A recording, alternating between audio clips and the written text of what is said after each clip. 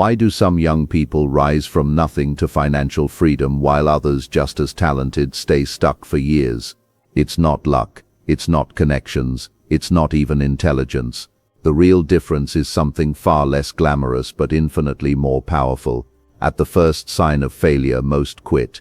At the first rejection, most doubt themselves. At the first obstacle, most retreat. But the young who become wealthy early, they respond differently. Today we're uncovering the powerful principle Napoleon Hill revealed, the force that separates future millionaires from lifelong strugglers. Watch until the end, because lesson number 5 might completely change how you see failure.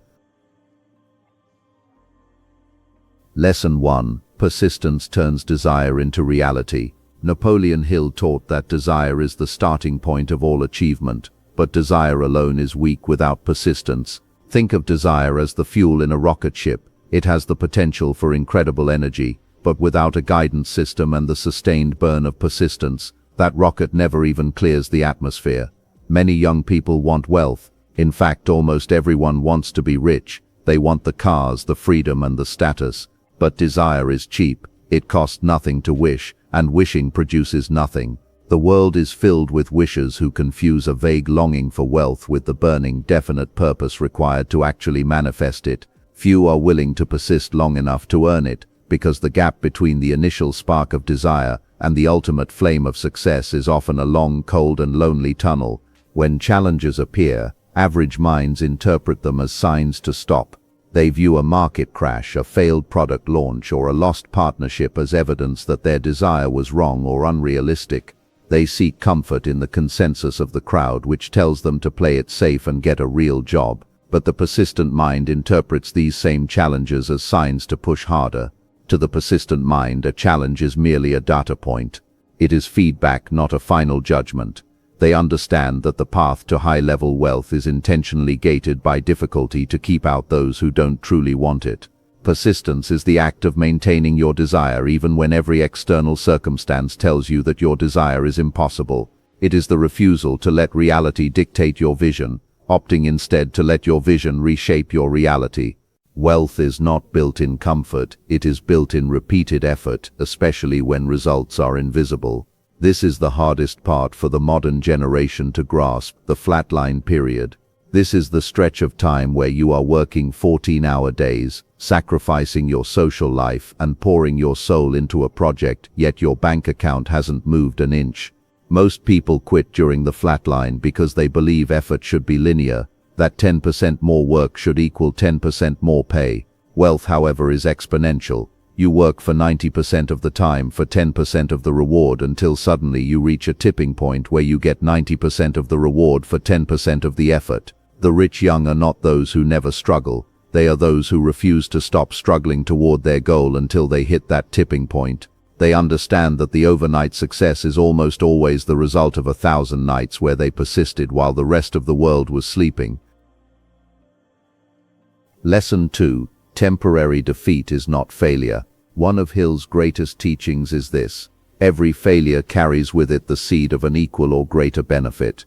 This is a radical shift in perspective that separates the wealthy from the working class. Most people view failure as a closed door, a dead end that signifies the end of a journey. They see failure as a stain on their record or a blow to their ego. But the persistent mindset sees failure as an education that you can't buy in any university. If a business fails, the persistent person doesn't see a loss of capital, they see a gain in experience.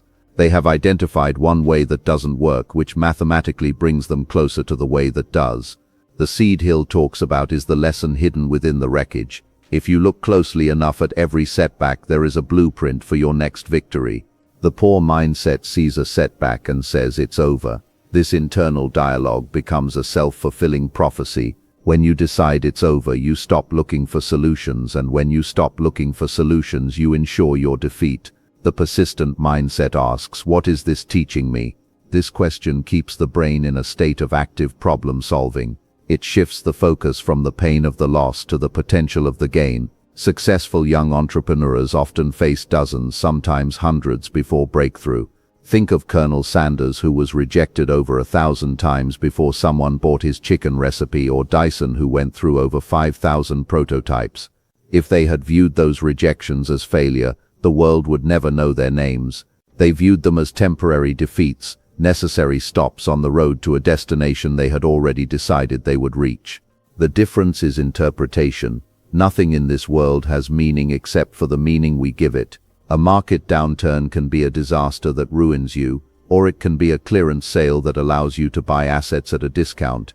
A rejection from an investor can be a crushing blow, or it can be an opportunity to refine your pitch for someone even bigger. Temporary defeat is a test of your resolve. It is the universe asking, how badly do you actually want this?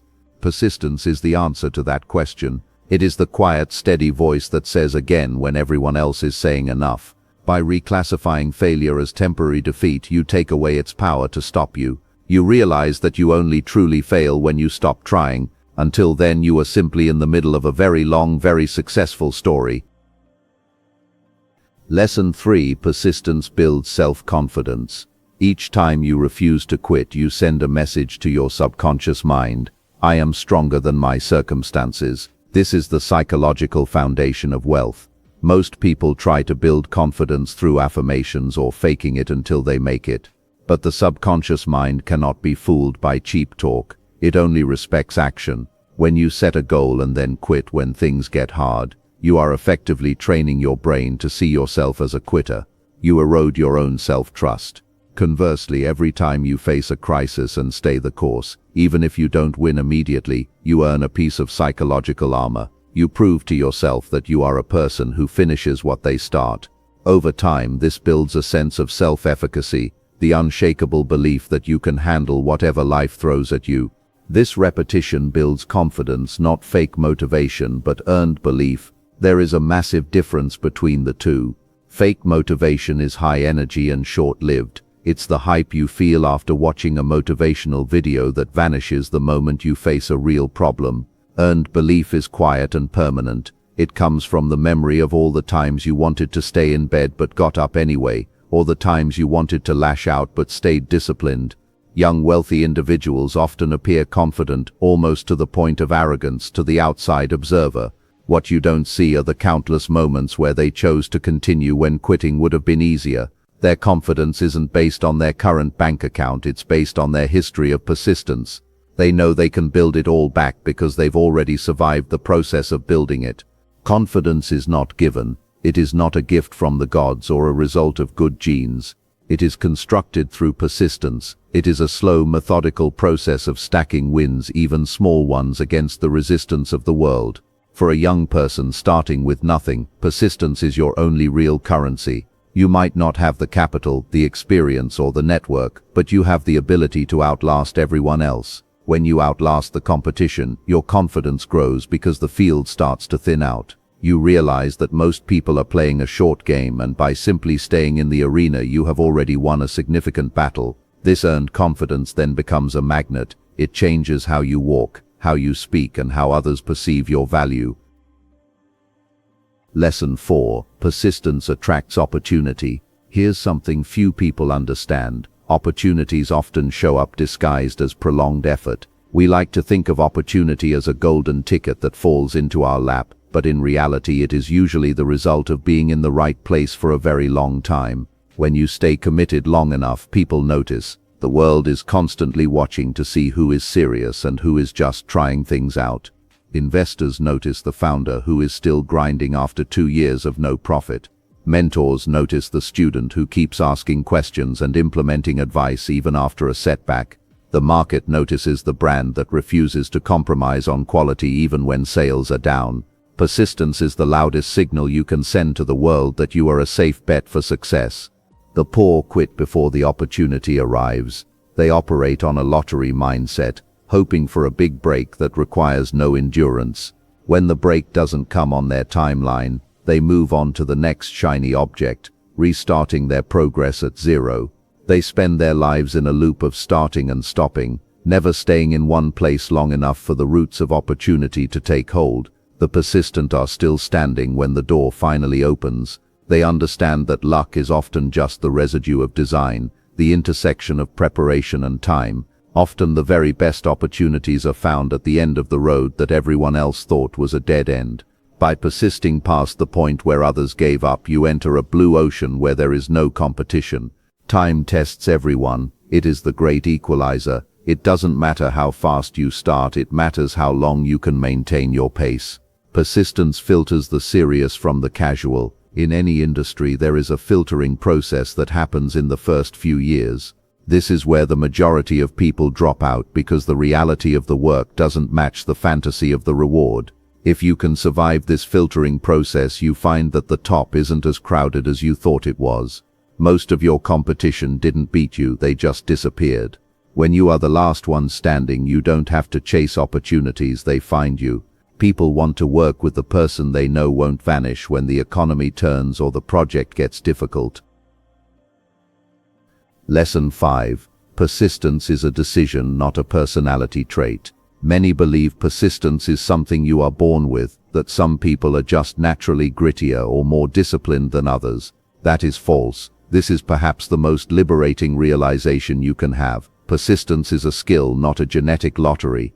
Napoleon Hill emphasized that persistence can be developed by anyone, regardless of their background or current circumstances. It is a mental muscle that grows stronger every time it is flexed. It begins with a definite purpose. You cannot persist toward a vague goal. If your goal is just to be rich, you will quit because rich is an abstract idea. But if your goal is to build a software company that helps 10,000 small businesses, you have a target that can sustain you through the dark times. Purpose is the why that makes the how bearable. It strengthens with daily discipline. Persistence isn't about one giant leap of faith, it's about 1,000 small steps taken every single day, whether you feel like it or not. It is the decision to do the work when the motivation has worn off. It grows when you surround yourself with supportive minds.